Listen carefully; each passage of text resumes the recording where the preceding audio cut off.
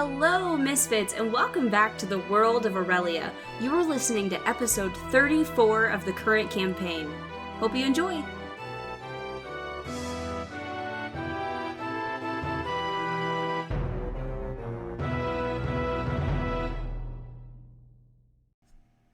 So unfortunately, during the recording process, my side of the audio got a bit messed up. We still have all of the players' conversations, but this recording will sound a little bit different than what you're used to. So, the last time we were all together, the party had just concluded its sort of timey-wimey adventure and decided to start heading towards the town of Tylok. This is the hometown of both Tonari and Teofila. Along the way, everybody sort of was studying and trying to learn as much as they could. Tonari was focusing on the memories of Konari and trying to recall what he knew. Ash was trying to study the writings and materials left behind by Mordai, the headmaster at Ipsfort Manor, and also focused on studying those goggles that he got from Mordai. And Karok also had a dream where he got to converse with one of the fallen members of Helm's Watch. This would be none other than Elfina the Kind. But about halfway through their journey, they saw in the distance some shadowy figures, not unlike Dementors. And then they also saw these sort of balls of light blue light accompanying them. These were none other than wraiths, and as they got closer, it became clear that these wraiths were not friendly. So of course we start off with the party rolling initiative. The fight itself began in earnest. The party was doing pretty well, but these tiny little will-o-wisps were pretty difficult to hit, and it was taking some time to take down these enemies. About mid-fight, the party saw another ship off in the distance, quickly approaching. Through some careful observation, it became clear that this ship was coming from Bexhill, and it only had 2 people aboard. A man with this pendant around his neck, decked out in this wonderful armor, with this grisly scar across his face and like a gruff beard, and a guard was with him as well. The party wasn't sure what to make of these individuals, but once they finally made it to the ship and the fight, they began to help the party. Even with the help of these 2 other individuals, some members of the party were still really struggling to land a hit, particularly against the will-o-wisps, which had a very high AC. Okay. Round 2, Mr. Wisp. That will be a... Oh my gosh. Okay, that's an 11. I rolled a 2, but it was I got +9. Does an 11 hit? An 11 does not. What a headache. Well, I will say it seems that we are evenly matched, and we're close to the end. I'm just gonna sit down. Ultimately, it would be Karok that would deliver the final blow to the last will-o-wisp. That's good rolls. Thank you, Dice. That is 28 points of radiant damage. How do you want to do this? Great Grandpappy is going to bitch slap the shit out of this little will-o-wisp. With the fight over, the individuals that came to help the party then introduced themselves. The man that in armor with the impressive beard and amulet introduced himself as Wolfgang, and he sort of talked a bit like this. And he told the party that there was an incident happening in the town of Bexhill, and he desperately needed their help. He explained that 8 children in the town of Bexhill had gone missing and had presumably been kidnapped by a traveling entertainer going by the name of Happy Jack. The party, of course, agreed to go and help, and thus we began this sort of Halloween-themed adventure. As the party entered the town, they noticed the red, green, and blue flashing lights bouncing off low-hanging clouds coming from the town square. The smell of sweets and grilled foods, along with faint notes of a pipe organ, danced in the air. When they went to ask the townspeople about the funhouse that Jack had set up in the town square, they explained that they had been too scared to enter, and they didn't want to make Happy Jack mad.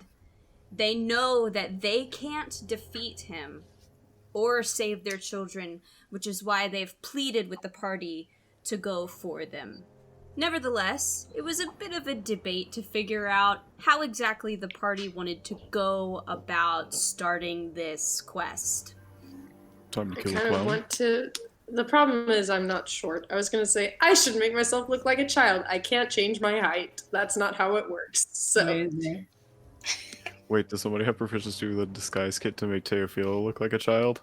I bet Oh. Caroline might. Probably. I have one too. Hey! Oh. I don't like where this is going. It's like a Why Halloween can't costume. we just go in there and deal with him like we always do? Recon. Some kind of fun. Hey, I don't know. The bait and switch is always fun. You know? We literally But- started the little bit. campaign by sneaking into the pirates' den, so... That is Mhm. true. That is very We could do true. that. And killed. Amanda's what's like, his I name? won't forget it ever. You It know was so what? fun. What was his name? Oh, I've got it written down. Give me a second. Wait, who? The pirate? Mercy Yeah. Valley. No. Yeah, it was like Simon. Simon. Yeah. Simon. Oh, the poor guy. the one whose family we met on Remember the we train. ran into Simon Jr.? What was the girl's name? I don't remember the girl's name. I'm looking it up. Yeah. Give me a second. I'm gonna All find that to it. say, sneaking in is not unusual. That would be kind of fun though to see the light flash before this man's eyes as what he thought was a child was me. Whoops out a hammer and whacks him in the dick. No, my axe. Have you Whoops out an forgotten? axe and chops him in the dick. It There we go. Yeah. Fuck, yeah.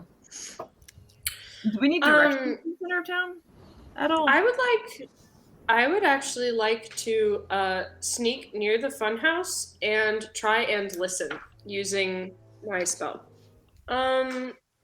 So I have to have seen the funhouse, so I will have had to go to the town square at some point to see it. I'm also going to look like a very generic person that is not me.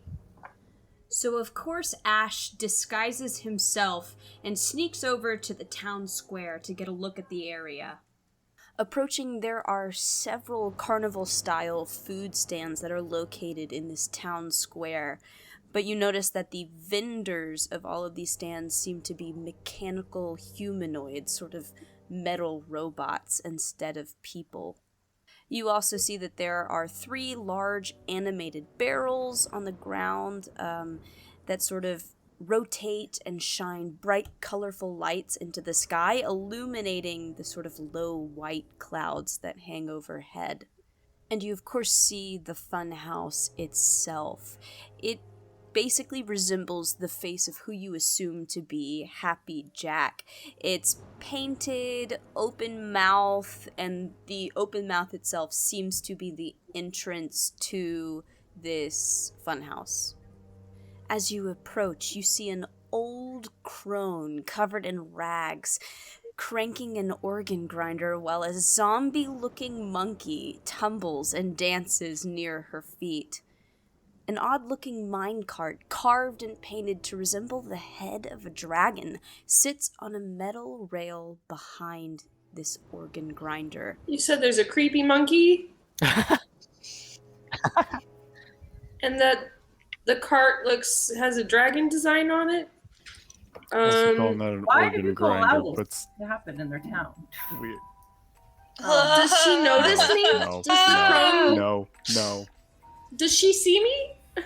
She did notice her, or I should say him, and then began sort of advertising this fun house. Oh, come here, my friend. Won't you check out Happy Jack's Funhouse? There's so much fun to be had within the Funhouse. Nope. No. Can I insight check her? No. I'm terrified of her. Is she wanting to hurt me?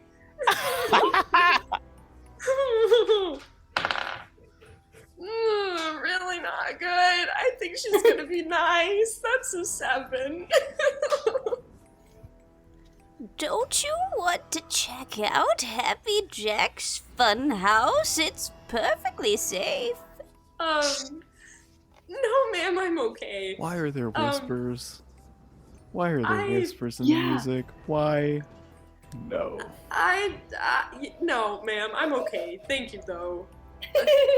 I'm just gonna leave. We'll pet the monkey. I've seen what the tent looks like now. I'm leaving. I'm like backing up while still looking at her. Like I'm not letting her out of my sight. I'm so glad that I changed my appearance. Holy shit. True horror movie shit. What if she can I'm- see right through it anyway? I was about to say, That's what the if, point. God. why I'm do I feel like terrified. she can just like, she'll just recognize you tomorrow? Yeah. She'll be like, "Oh, you're back." Oh God, no. So as soon as we're like not looking at each other anymore, did you just roll a dice, Amanda? Yeah, she did. Don't worry about it. So as soon as we're like not inside anymore, I'm gonna sprint back to the hotel and I'm crying. I feel like you bust in the tavern crying, and I'm just freaked. It was so scary, y'all. There's this creepy old lady, and her Who are monkey's you? dead. Her monkey's dead, and there was the Why does she music, have- and it was just so scary. I'm Hey, terrified. yeah. I think she Take a knows second. that. Why I does think she have she's. a dead monkey? I think she knows that I'm me, even though I'm not right now. I'm gonna turn to the nearest like person, like bystander, and be like, "Is this true? There's an old woman who looks very not that friendly with a monkey that looks like it shouldn't still be alive in this town."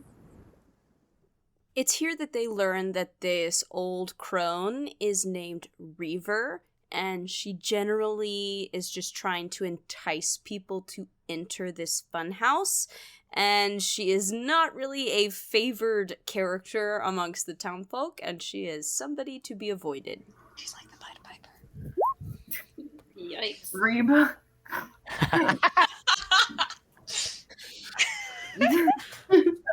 Now in my mind, this lady is just like the creepiest fucking Reba McEntire. Single mom who works 2 jobs. Who loves her kids and never Len never stops. Wait, Ash is like actually quite like effed up over that encounter. I'm gonna be really What? honest. Okay. I'm gonna like guide Ash over to a seat and just like pat his shoulder. He's going to pull out his hearing horn and he's gonna say and he's gonna cast a spell.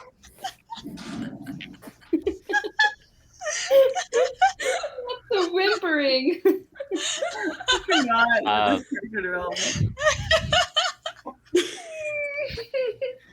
It lasts for 10 minutes.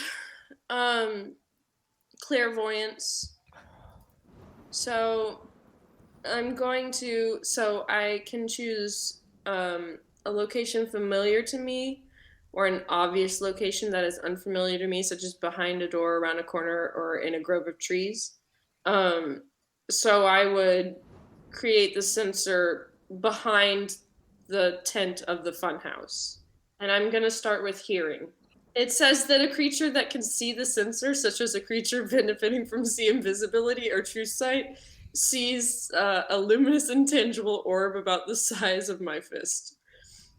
Ash used this spell with both hearing and then later switched to sight and found out that there was something that wasn't adding up with this funhouse. In trying to see what would have been just inside the door, which should be obvious, instead of a big open room, it was like the funhouse itself was just a short, tiny, couple of feet deep sort of flat, and there was nothing inside. It was just empty, despite the fact that that dragon cart and rails were pointing straight towards this open mouth doorway.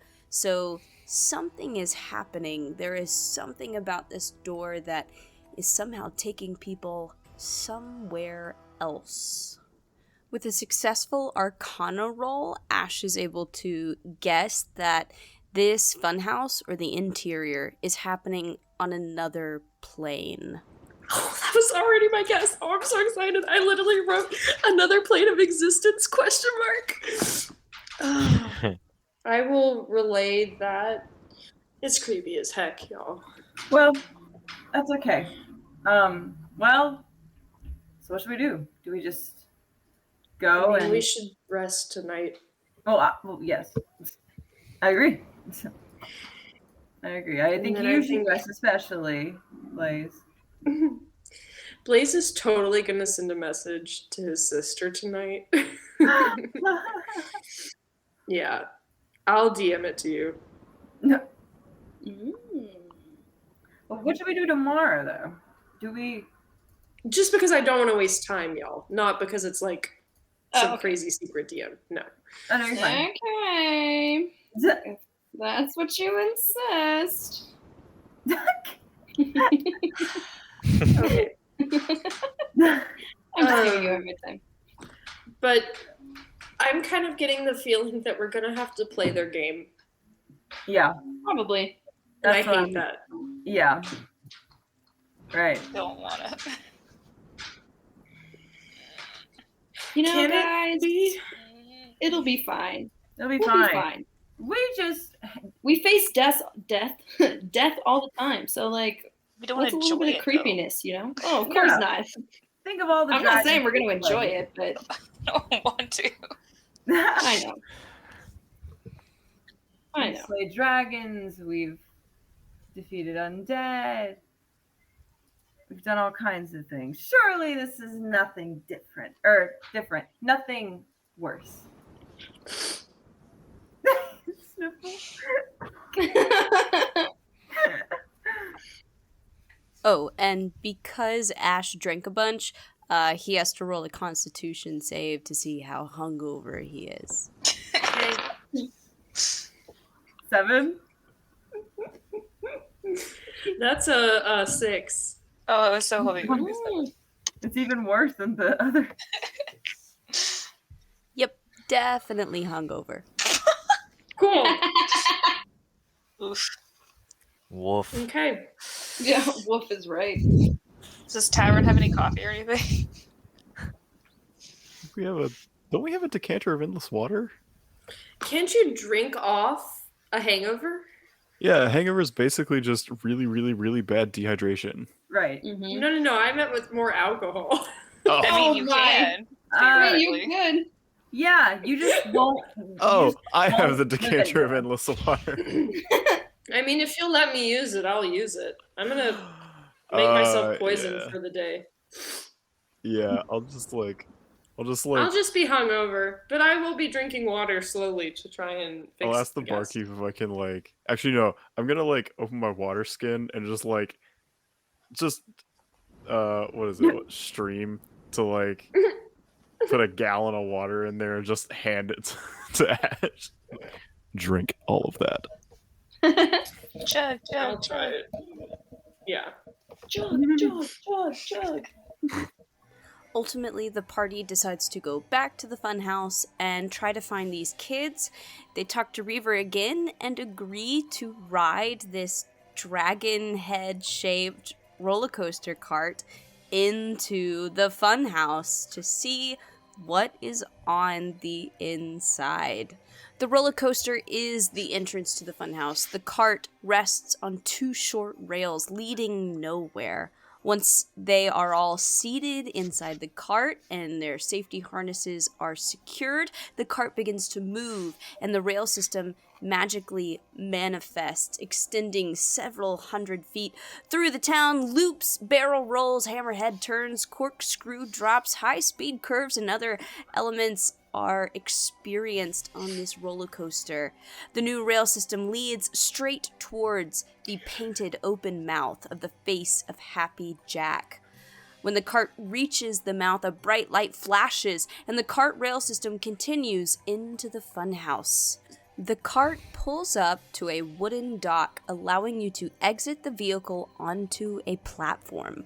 Red velvet ropes lead the way to a waiting room. A large white crate painted with colorful polka dots rests in the center of the room. Cubbies, dusty and abused by years of guests, sit empty along the west wall. 2 small doors and a large door are found along the north wall. A painting of a clown hangs above the large door. A paper banner dangles from its teeth and reads, "Welcome to the Funhouse." Along the east wall, 2 wooden tables covered in loose papers are divided by another door with a sign above it reading, "Only Happy Jack's personnel beyond this point." Eventually, the party does check out the giant crate in the middle of the room. So here's the description. A 10-foot square white wooden box covered in colored polka dots sits in the center of the waiting room. Touching it causes it to burst open, revealing a hippo. He is holding a "Welcome to Happy Jack" sign in his mouth, and he has a name tag around his neck. But to read the name tag, the player must succeed on a animal handling check. I'm not good at that. Well, what's one? Nat 20. Hey! This one. So Ash is able to successfully read that the name tag says Bubby. Bubby. Can we put him in the bag of holding? He would He'll die. die. But I want him. I think he might be don't too think there's- big. Yeah, There's not points in enough it. He can't breathe. space. But I want him. But I want Bubby. Bubby. You can figure out how to stealth him out then. Okay, I'll figure it out. Bubby. I will figure it out. Bubby, do you want to... I just rolled a nat 20. Bubby, do you want to travel with us? Are we gonna end up with a hippo? Pet hippo! Like a hippopotamus pet? He's our mascot. Oh my god. This is how we get more dead siblings. Do we have any cinnamon rolls still? Can we give him a cinnamon roll? I feel like that's very unhealthy for a hippo, but I mean, it's something. It's also... I don't I mean, know. he's fat already. It's fine. Yeah, it's fine. I want him! I've never wanted anything more in my sad little life. Not even anything shiny could make me want. I want him. We just gotta convince him to come I'm gonna pet him and say, forever. "Good Bubby." Ultimately, the party decides to do a little bit of extra snooping just to sort of listen around. They end up going down a sort of hallway that's sort of filled with supply closets and storage closets. At one of these closet doors, they hear the sound of snoring, though they're a little too afraid to check out. Another door just smells like death itself. And they sort of find themselves at odds of where to go next. The fact that the only person that I can hear is asleep is strange to me. Elzaris, can you sneak this door open that we're by? This one, the one that you can't hear anything, or Yeah, the death door? not the death door. Okay. We should probably Yeah. check that one too, though. Yeah, I can sneak it open. Thanks, I got you. I got you. That this time. That's a 36. I don't know why I'm Christ. always surprised every time. So, this storage room contains mirror panes, suction cup, glass lifters, buckets of glue, hammers, nails, planks, plywood sheets, and some random junk. Okay. Is this a There's door? another door. Yeah. Well, I just want to look for anything hidden. yeah. With several options and several doorways left to explore, we decide to end the session there, and we will pick up with this next week. Once again, I'm super sorry about the audio issues. Fun fact, I am quite the procrastinator, so the time at which I'm actually recording this stuff to fill you in and fix this episode, it's a year and a half after we played this session, pretty much. I believe this session was recorded September 26th of 2021. And as of today, it is December 22nd of 2022. So, it took me a while to fix this. I think we're coming in at 3 hours of me having to listen through the audio and cut things and insert descriptions and stuff. But I think for the most part, I was able to fill things in and keep as much of their banter and conversation as possible, so hopefully it wasn't too jarring for you guys. But hey, because I am Amanda of the future, I can tell you that this is the very last episode in which either of our audio is lost. So from here on out, should be a pretty smooth listening experience. And we're getting there. We're coming close. From here on out, it's pretty much just go towards the end of the story. I think in all, there's like between 55 and 60 episodes of Campaign 1 stuff. I know that there are some one-shots that I have, I think, now uploaded to YouTube, but excluded from the Campaign 1 playlist. But we're getting there. We're definitely over halfway, and now that I have fixed this episode, all the ones following it should come out a lot quicker. So hopefully that is some good news for you guys. So anyway, hope you guys enjoyed it, and I will see you again next time.